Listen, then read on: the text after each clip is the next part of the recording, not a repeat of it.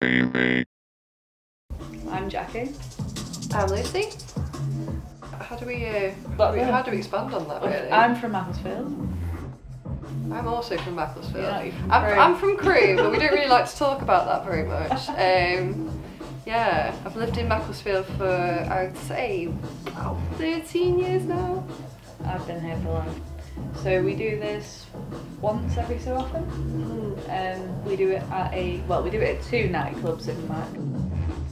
It initially started as the owner of Duke's Court quite kindly said to us that we could do a night, and obviously it was something that we really wanted to do for quite some time. I think it's like a bi-monthly thing though, isn't it? Once every we 3 try. months. We try, that's what we're kind of like going for, because I think if it became a monthly thing or sooner than that, it would kind of lose its Once flavour every a so little often bit. so it didn't get too boring for Mac. Yeah. Oh, on the fact that it's a D&B night and the only D&B night in Macclesfield. I did a charity night for British Heart Foundation for my mum. Yeah.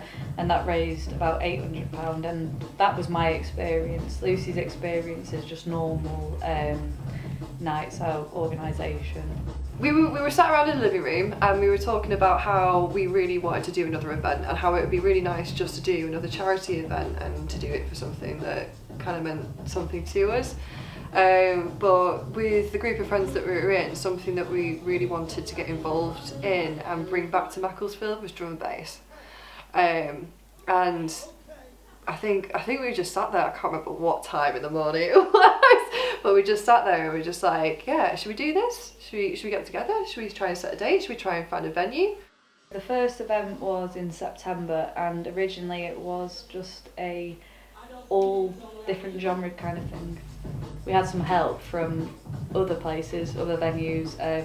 The Swan with 2 Necks donated a mixing desk and their helium just for the balloons. Oh yeah. Which was very nice. That was the first event that we did.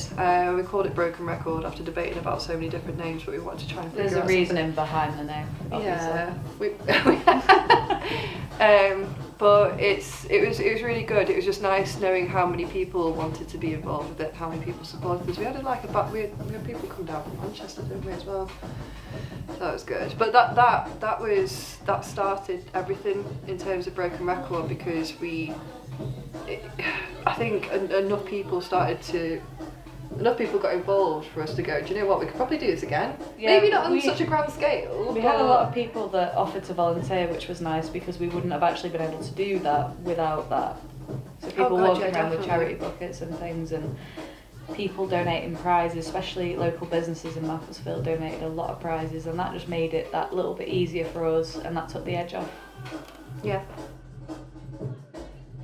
It's like a hobby, isn't it, really? It started off as one thing, and then it became, because it was something that we really got into. We really enjoyed it. I love doing events. I love doing events, and it's something we do alongside work. Yeah. It is quite time consuming. But as soon as you see that people have turned up and are enjoying what you've planned, it's always nice.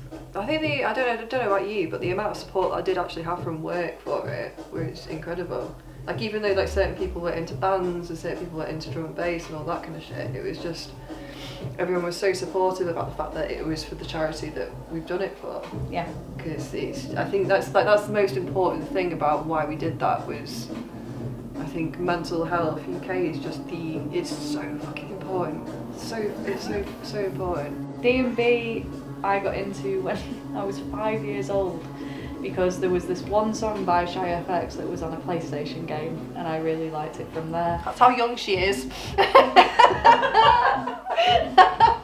But then, obviously, gradually through the years, I was brought up liking metal and rock because my brother decided to play guitar, which was annoying. So I had to like rock and metal throughout the years, but then enjoy pop and then everything else. But my favourite sort of genre these days is bass house. Wipeout. Does anyone remember the game Wipeout? Jesus, like Wipeout came out and the playlist on that game was incredible. But I was so young. I think I was about 8. I had no idea what the concept of drum and bass was. No, it was I got into drum and bass when I listened to Fat of the Land by The Prodigy.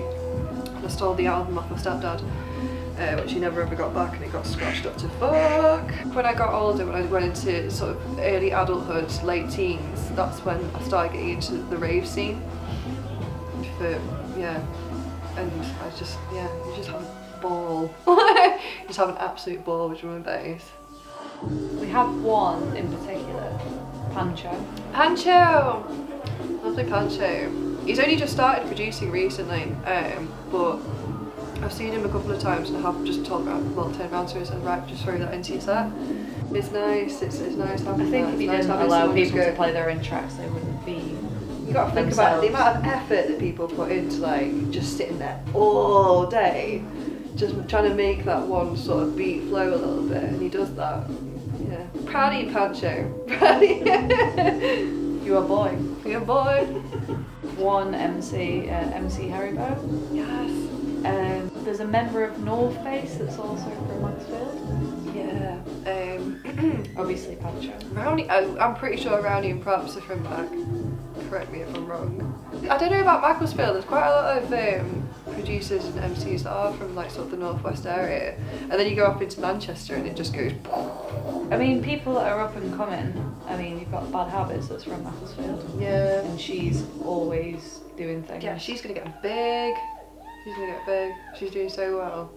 So well. But there's also other DJs as well that are also from Mac that are just getting started. So in 2006 and 2007, I remember the drum and bass scene in Macclesfield to be quite like it was quite big. I say big. It happened in Toast.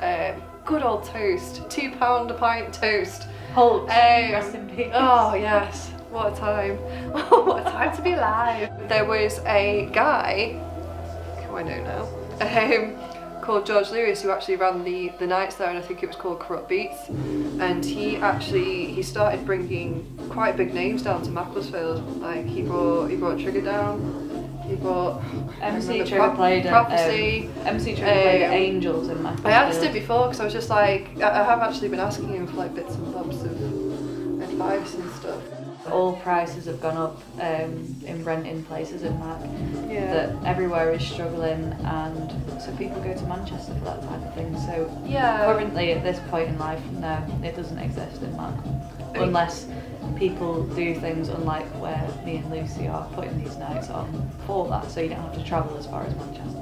When you put these events on, you realise how many people are just absolutely fucking thriving for it, and it's so good. It's so good because it's just, yeah. When we did our first event, we had people saying, because the last 3 hours of the event was just drum and bass, and a lot of people said to us, this reminds us of when Toast was open in Macclesfield. Yes, George Lewis. I'm coming for you. And that basically this is what they are lacking in Mac, so that's why we decided we would ask the owner of Thirsty Beat, Harley's, if she would allow us to carry on doing more. Yeah. And explain that feedback, and she was also just as keen because she is also, I think she worked at Toast years ago, so I think she understands the need of what people are after. So we have potential to move out of Mac. Yeah. There's still some things. We have had suggestions, and we've had a bit of interest though, haven't we? I think this is a thing now because of what we've done. People have said this could work out in Manchester. Yeah, it's such a community. It's oh god, camper jams, doing what they do at the moment and how sort of successful they've been and just basically doing what they do. It's like everyone's got their own circle of friends and their own little social groups within the D&B sort of northwesty type, and everyone just supports each other. So even like camper jams are something completely separate to us. They just big us up. And we big them up, and it's like. And the right, racist thing in that friends group is that stand-up speaker thing. Yeah, most definitely. Which is really nice. A lot of people supporting that as well. But with that, hopefully we can sort of. I really want to branch out to Manchester, and I really want to do. Well, we really want to do another charity event in Manchester for definite. We're just trying to find a particular venue. And also the right charity. That's yeah, of course. Well, that one. We'll just do that one then. Just do that one. You can contact us through Facebook or Instagram currently. Yes, so we've got our own Broken Record page on Facebook and Instagram. Or you can try and find me and Jackie through Facebook, but I wouldn't advise to. I mean, she might wave at you. Might wave at you. Yeah. Might do like a 3 a.m. wave. You up a text. You up? No.